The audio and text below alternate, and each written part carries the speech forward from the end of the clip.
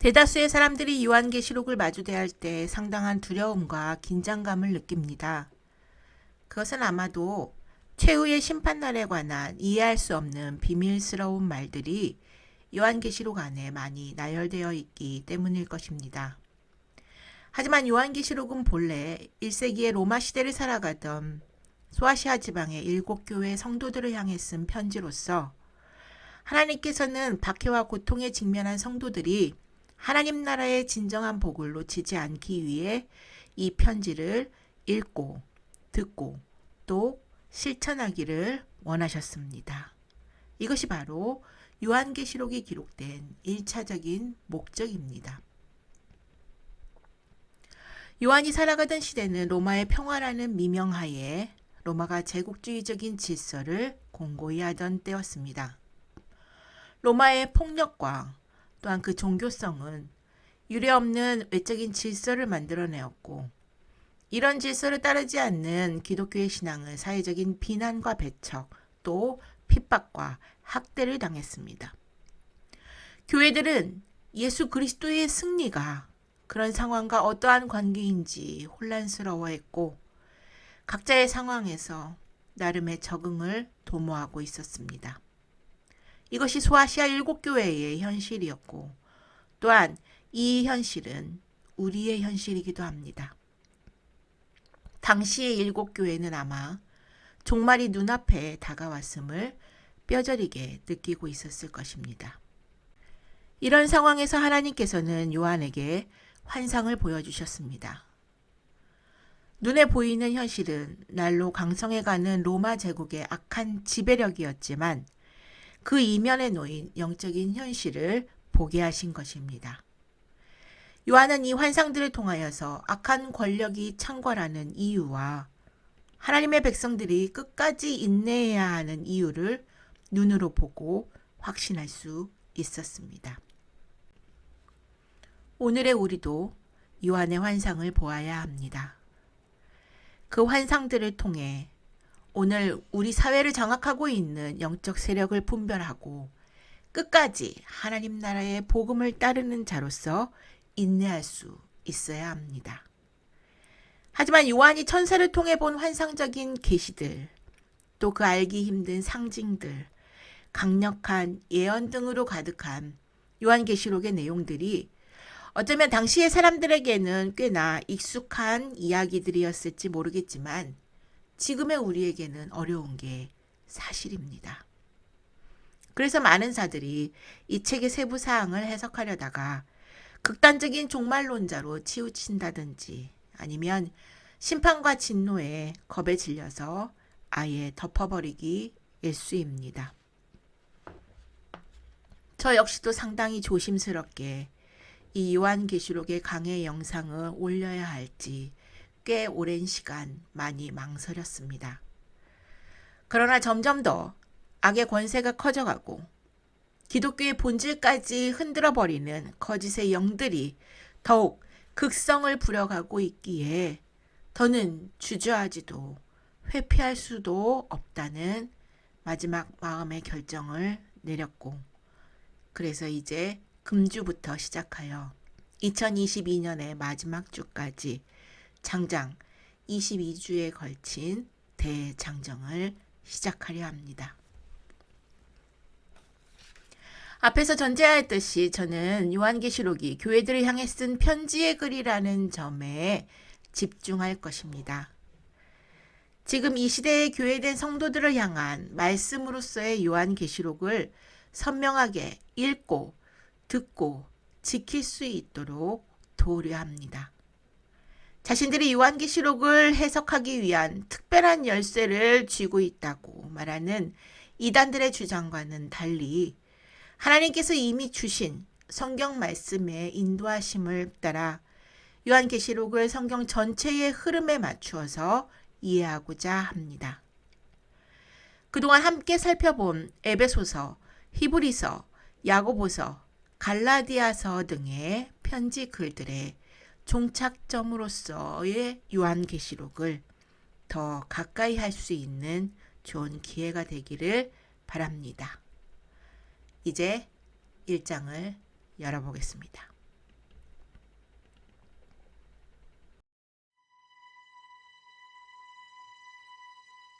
요한계시록 1장. 예수 그리스도의 계시라.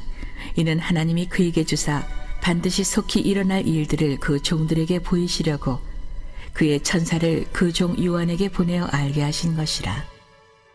요한은 하나님의 말씀과 예수 그리스도의 증거 곧 자기가 본 것을 다 증언하였느니라. 이 예언의 말씀을 읽는 자와 듣는 자와 그 가운데에 기록한 것을 지키는 자는 복이 있나니 때가 가까움이라.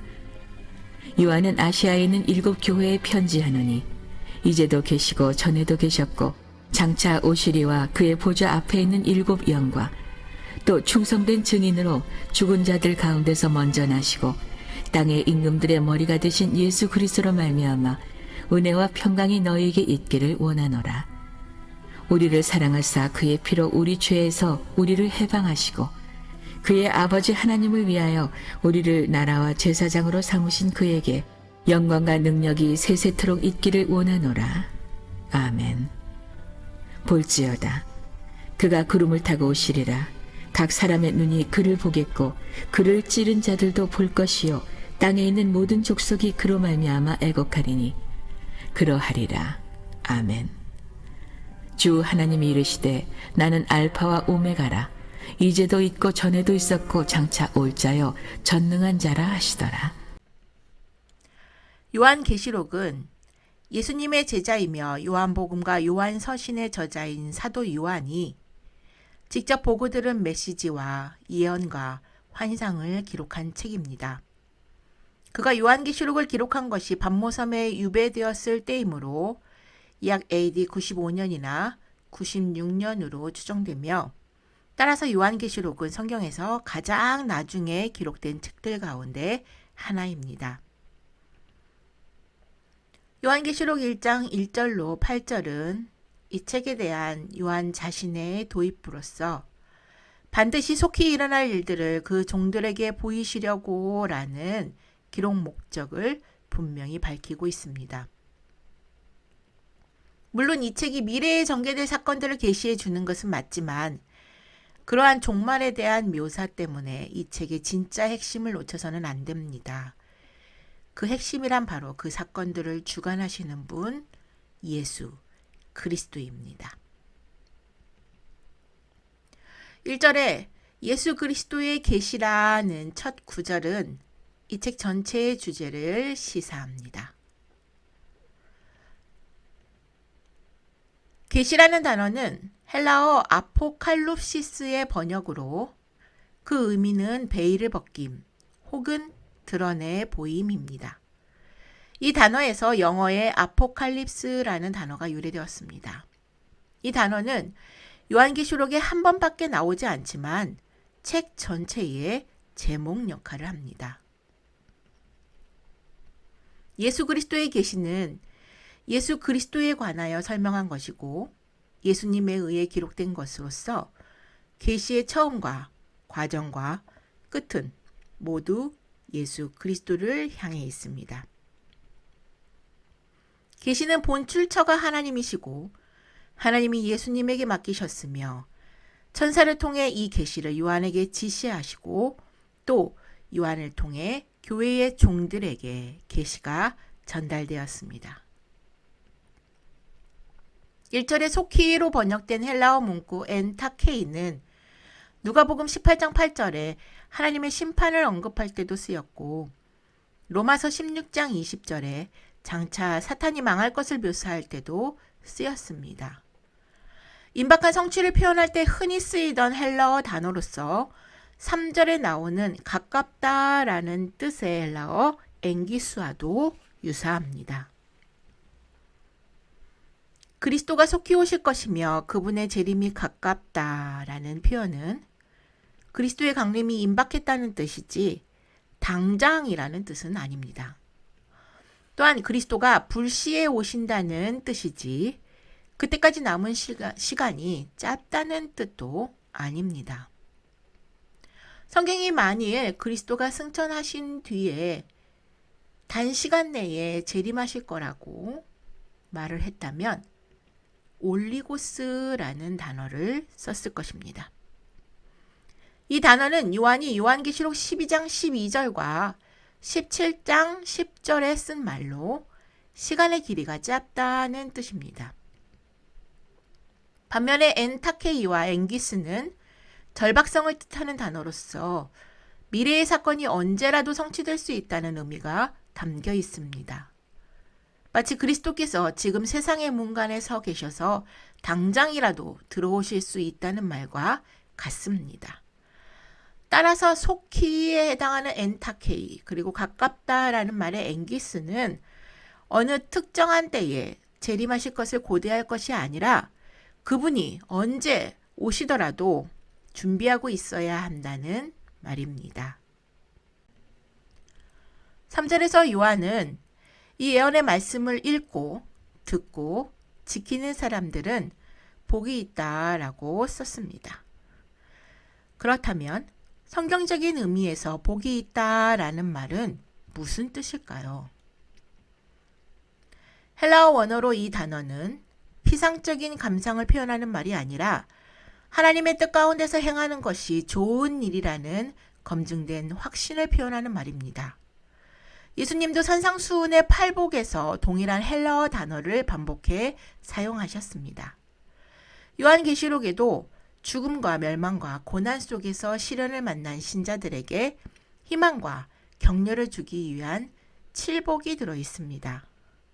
여기서 간략히 언급하자면 먼저 1장 3절에 예언을 읽고 듣고 지키는 자들은 복이 있다. 14장 13절에 주 안에서 죽는 자들은 복이 있다고 하였습니다.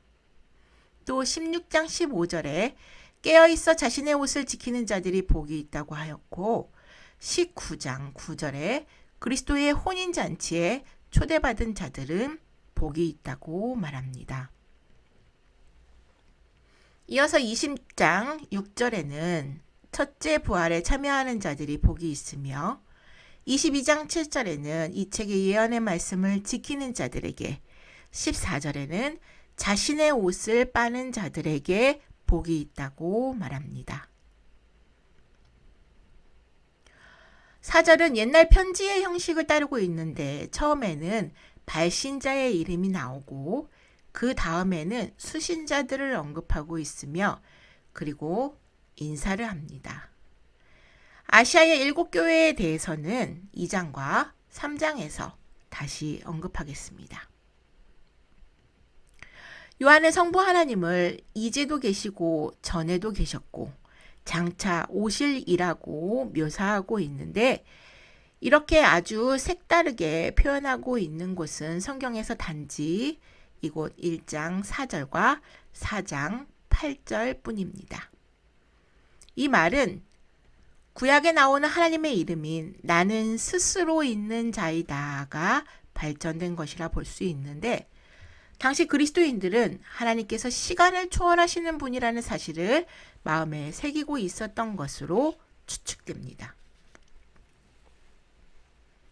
4절의 보좌 앞에 있는 7영이라는 말 역시 요한계시록에서는 오직 이곳에만 나오는데 7영은 성령을 가리킨다고 할 수 있습니다.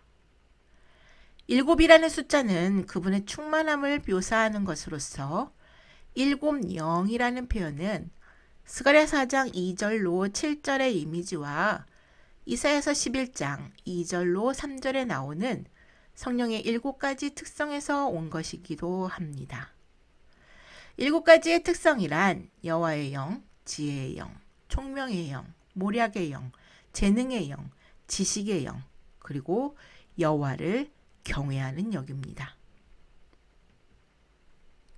5절에 충성된 증인은 예언자로서의 예수님의 사역을 가리키는 말입니다. 그분은 죽은 자들 가운데서 먼저 나셨는데 이는 예수 그리스도의 죽음과 부활을 상기시켜 줍니다. 땅의 임금들의 머리가 되신다는 것은 왕으로서의 예수님의 주권적인 역할을 가리키는 것으로서 백성들을 지배하고 있다고 생각했던 당시의 로마 황제들과 대조를 이룹니다. 4절과 5절에 걸쳐서 삼위일체 하나님을 소개한 요한은 이어서 소아시아의 교회들에게 은혜와 평강으로 문안합니다. 은혜와 평강이라는 두 단어는 하나님 앞에서 그리스도인의 위치와 체험을 간략하게 요약해 줍니다. 은혜는 신자들에 대한 하나님의 마음을 말하며 평강은 하나님과 함께하는 신자들의 위치 그리고 하나님의 평강에 대한 체험을 말합니다. 그런데 요한계시록이 기록될 당시의 사람들은 로마의 황제가 평강을 준다고 믿었습니다.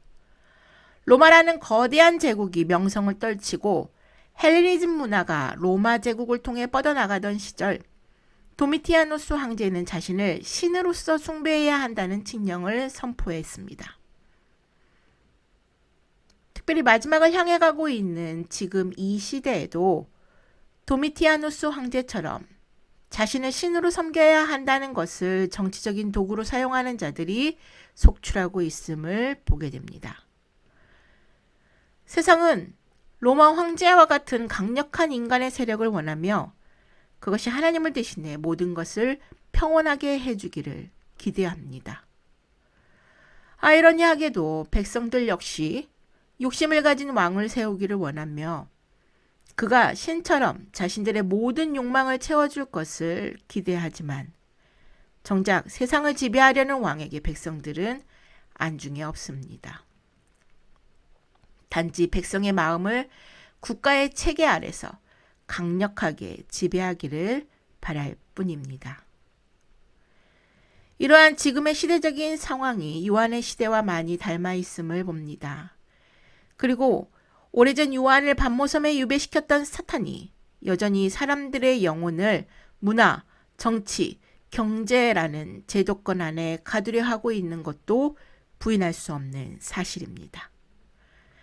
따라서 인간의 욕심과 악한 세력이 연합하여 거대한 제국, 큰 성 바벨론이 발악을 하는 세상 속에서 성도는 영적으로 승리할 방법을 알기 위해 적이 어떠한지를 분별할 수 있는 능력과 강력한 무기가 있어야 할 것입니다. 그것이 바로 계시의 말씀입니다. 5절 하반절부터 6절까지에 묘사된 예수님은 우리를 사랑하시고 우리를 죄에서 해방하시며 우리를 나라와 제사장으로 삼으십니다. 그리스도는 우리를 대신하여 죽음을 이기셨고 모든 믿는 자들에게 새 생명을 주셨습니다. 그러므로 우리는 내주하시는 성령의 능력으로 말미암아 그리스도와 초자연적으로 연합함으로써 제사장이자 장차 오실 왕이신 그분의 권세에 동참할 수 있습니다. 이런 영광스러운 소식 앞에 요한은 영광과 능력이 세세토록 있기를 원하노라 라는 웅대한 찬송으로 반응합니다. 7절은 요한계시록의 주제이며 최초의 예언이기도 합니다. 첫 인사를 마친 요한은 구름을 타고 오실 예수 그리스도의 재림을 기대하라고 권면합니다. 처음 예수님의 탄생은 소수의 목자들과 동방박사 이외에는 거의 알지 못했고 그분의 부활 역시 단지 수백 명의 사람들만 목격했을 뿐입니다. 그러나 그리스도의 궁극적인 승리는 모든 사람들이 보는 가운데서 이루어질 것입니다.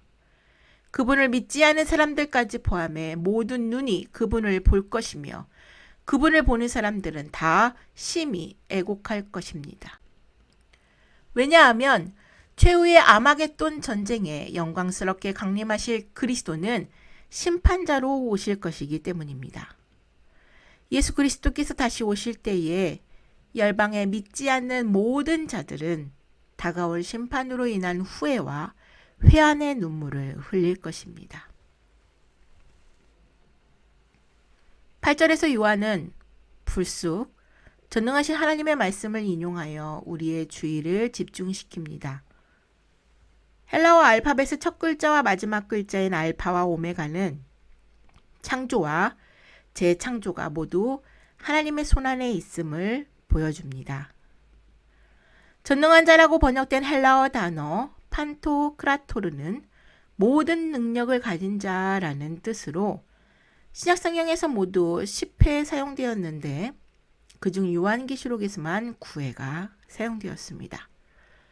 또 다른 하나는 고린도후서 6장 18절에 나오는데 이 용어는 구약의 샤다이, 즉 만군의 주, 전능하신 하나님을 지칭합니다.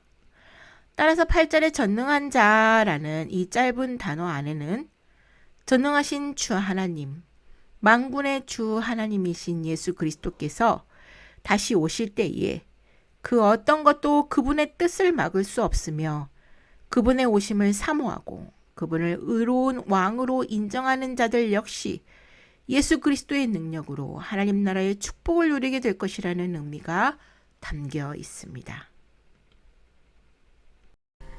나 요한은 너희 형제요 예수의 환난과 나라와 참음에 동참하는 자라.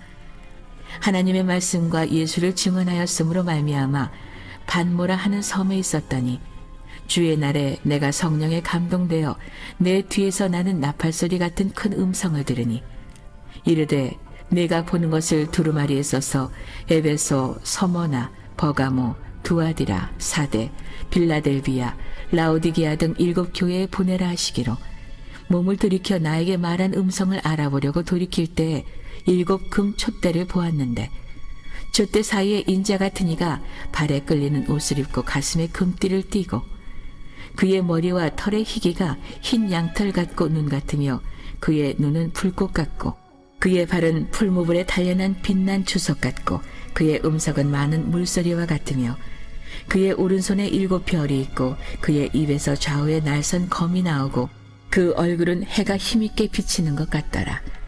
내가 볼 때 그의 발 앞에 엎드려져 죽은 자같이 되매 그가 오른손을 내게 얹고 이르시되 두려워하지 말라. 나는 처음이요 마지막이니 곧 살아있는 자라. 내가 전에 죽었었노라. 볼지어다 이제 세세토록 살아있어 사망과 음부의 열쇠를 가졌노니 그러므로 내가 본 것과 지금 있는 일과 장차 될 일을 기록하라. 내가 본 것은 내 오른손의 7 별의 비밀과 또 7 금 촛대라. 7 별은 7 교회의 사자요 7 촛대는 7 교회니라.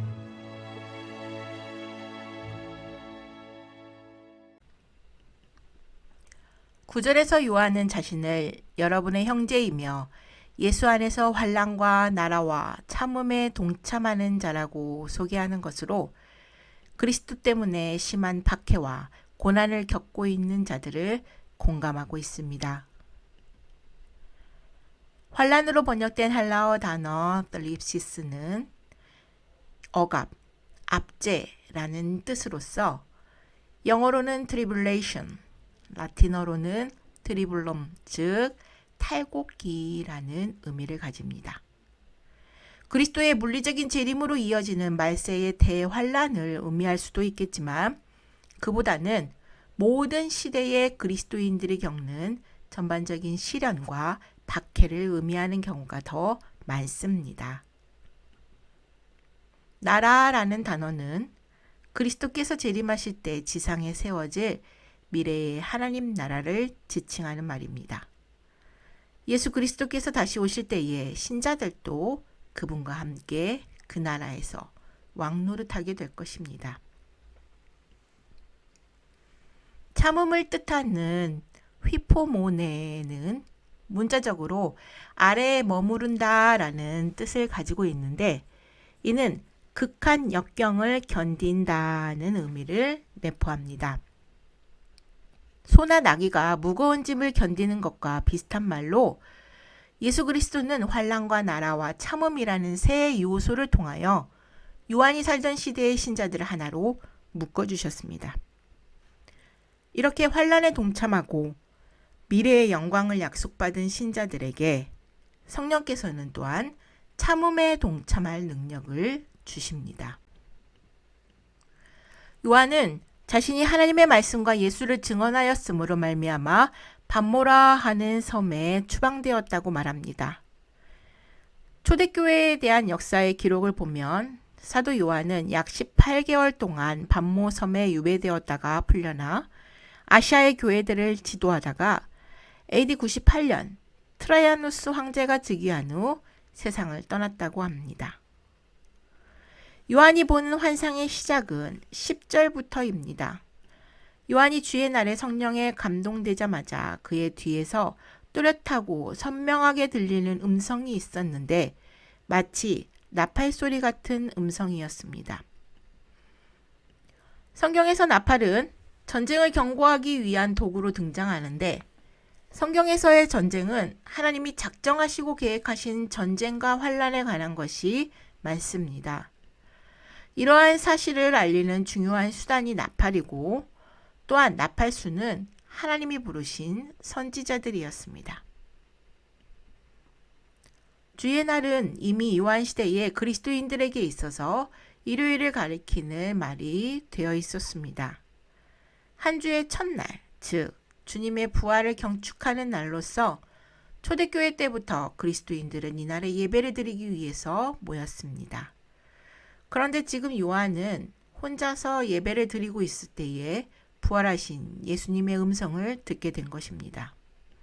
그 음성은 네가 보는 것을 두루마리에 써서 에베소, 서머나, 버가모, 두아디라, 사데, 빌라델비아, 라오디게아 등 7교회에 보내라는 명령이었습니다.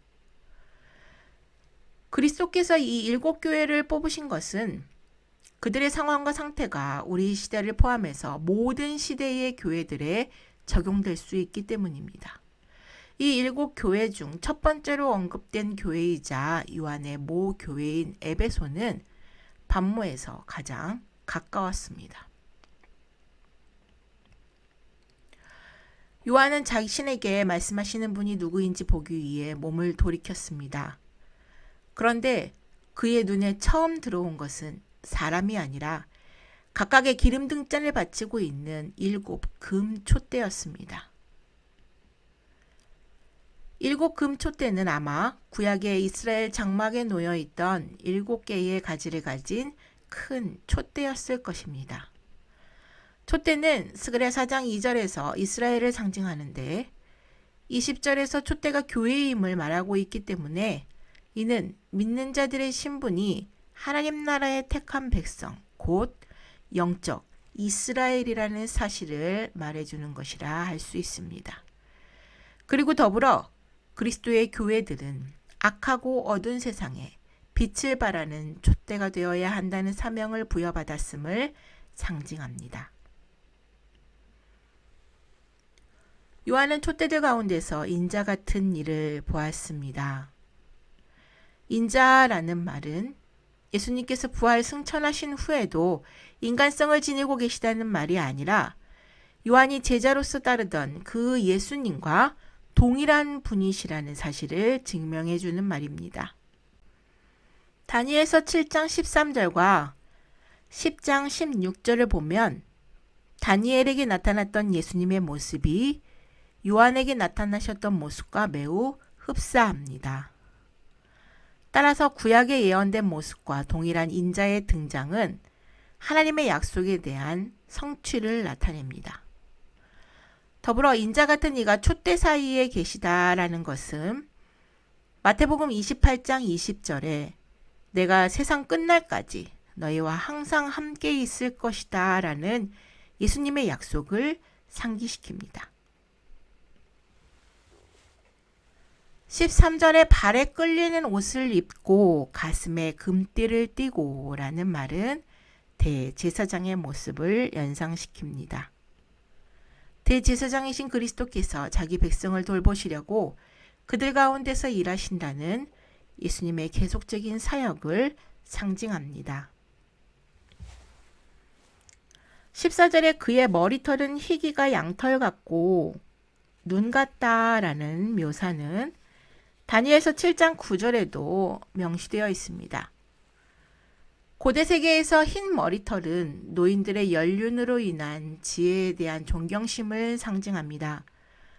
따라서 이러한 묘사는 예수 그리스도의 지혜를 나타내며 그가 자신의 교회를 위해 세우신 거룩한 기준을 분명하게 제시하고 있음을 나타내는 것이기도 합니다. 요한은 예수님의 두 눈이 불꽃과 같았다라고 말합니다.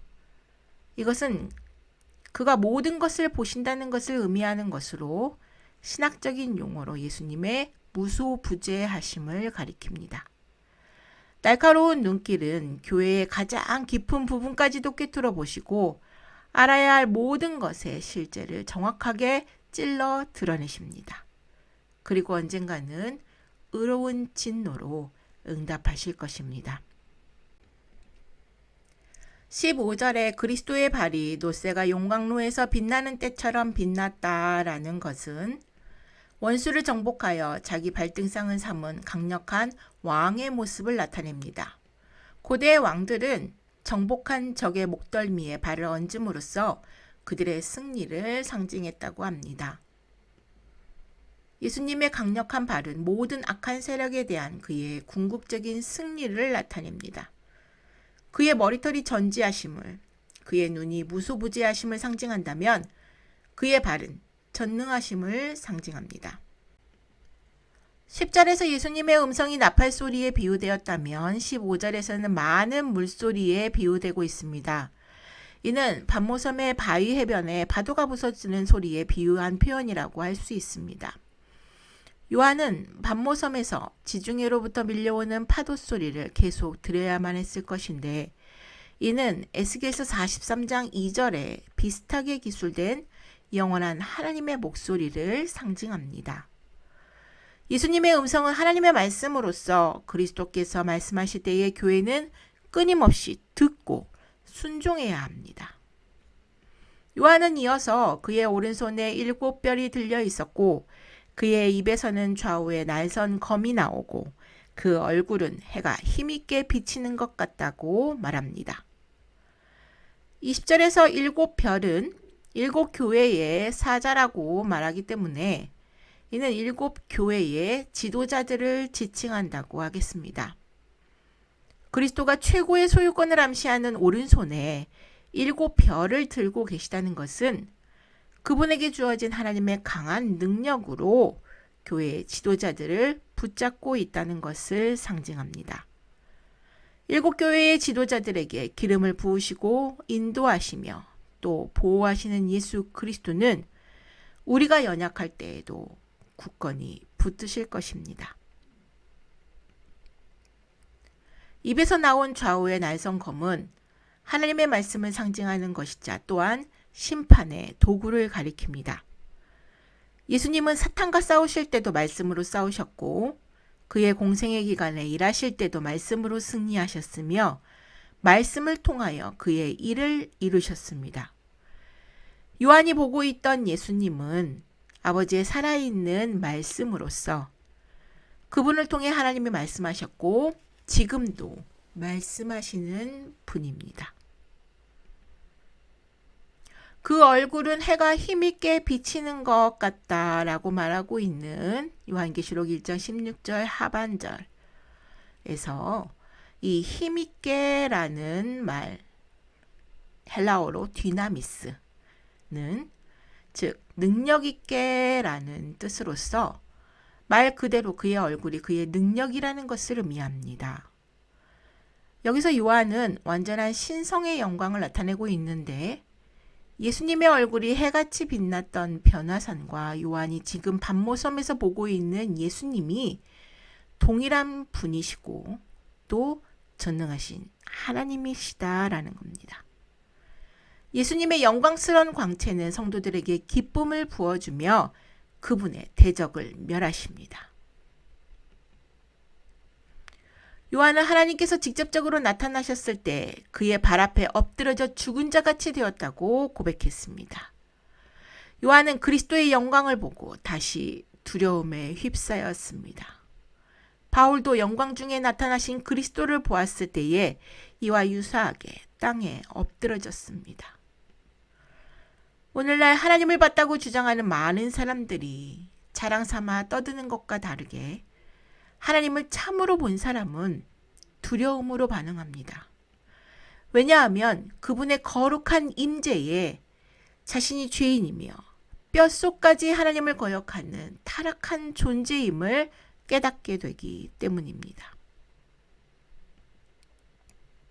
17절에 두려워 말라라는 말은 요한에게 위로와 확신을 주시려는 그리스도의 축복의 말씀입니다. 그리고 이어서 예수님은 자신을 아주 높은 분으로 표현합니다. 처음이요, 마지막이다. 이는 8절에 알파와 오메가라는 말과 유사합니다. 즉, 창조주요, 최후의 심판자이신 하나님의 영원한 존재와 권위를 상징하는 것으로서 예수께서 친히 자신의 신성을 강하게 증명하고 있는 것입니다.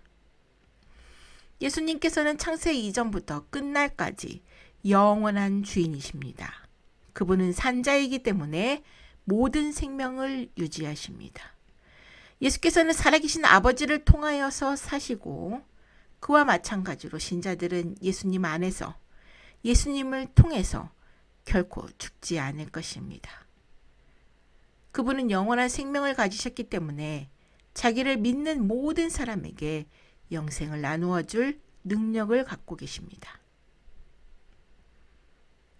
18절에 나는 죽었으나 세세토록 살아있다 라는 역설적인 선포는 죄와 죽음에 대한 예수님의 역사적인 승리에 대한 언급입니다. 백성을 위한 예수님의 이러한 사역의 측면은 죽임당한 어린 양을 묘사하는 5장에서 더욱 강조하고 있습니다.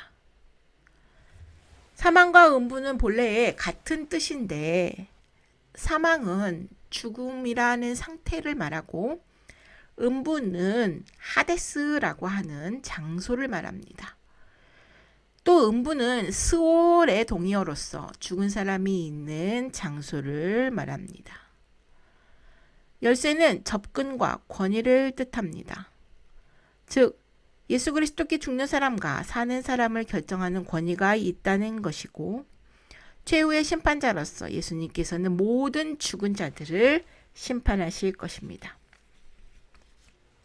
그는 믿는 자들을 음부에서 구원하실 능력을 갖고 계시며 생명책에 그 이름이 기록되지 않은 사람들을 영원한 사망으로 보낼 수 있는 능력 또한 갖고 계십니다. 죽음을 다스리는 권세가 그리스도께 있다는 사실은 박해와 고난 속에 있는 믿는 자들에게 더 이상 죽음을 두려워하지 않을 수 있는 희망과 용기를 불어넣어 줍니다. 경배를 드린 후에 축복과 위로를 받은 요한에게 예수님은 다시 네 본 것을 기록하라 라고 명령하였습니다. 그가 기록할 주제는 그가 이미 경험한 것, 현재 경험하고 있는 것, 미래에 경험할 것을 포괄합니다. 네가 본 것, 즉 이미 경험한 것은 10절로 16절까지의 요한이 방금 본 환상을 말하고 지금 있는 일, 즉 현재 경험하고 있는 것은 2장과 3장에서 펼쳐질 7 교회에게 보내는 편지를 말합니다. 마지막으로 장차 될 일, 미래에 경험할 것은 미래 사건에 관한 예언을 말하고 있는 4장에서 22장까지의 내용을 말합니다. 이러한 3중 명령은 4절에서 이제도 계시고 전에도 계셨고 장차 오실 이에 관한 것입니다. 그 예수 그리스도가 우리 앞에 다가올 모든 악에도 불구하고 특별히 관심하시며 보호해 주실 것입니다. 그렇기에 요한계시록은 각별한 인도가 필요한 자들에게 두려움이 아닌 소망과 위로가 됩니다.